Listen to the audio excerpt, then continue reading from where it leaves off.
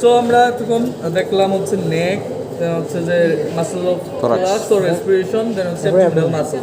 এখানে চারটা muscle very very important for ভাইবার থিওরি। ভাইবার ক্ষেত্রে অরিজিন ইনসারশন আর অ্যাটাচমেন্ট। আচ্ছা, দেন হচ্ছে যে চারটা মাসেল আমরা শিখবো অ্যাবডোমিনালের ক্ষেত্রে। obliquus externus abdominis, obliquus internus abdominis, transversus abdominis, rectus abdominis. ওকে, আগে অবলিগাস। সো যেহেতু অবলিকাস, আচ্ছা এখানে স্যার বলছিল যে অ্যাবডোমিনাল মাসেল চেনার জন্য আমাদের ডিরেকশন চিনতে হবে, ঠিক আছে?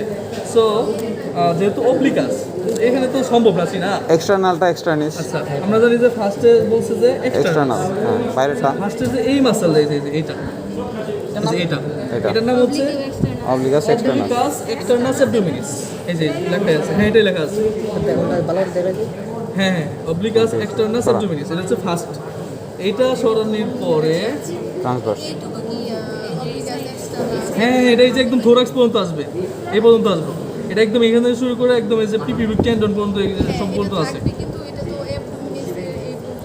হ্যাঁ কিন্তু এটা অ্যাটাচমেন্ট আছে না এখানে, আমাদের আমরা জানি মাসেলের ম্যাক্সিমাম অ্যাটাচমেন্ট হচ্ছে ইন্টারনাস। আচ্ছা, সো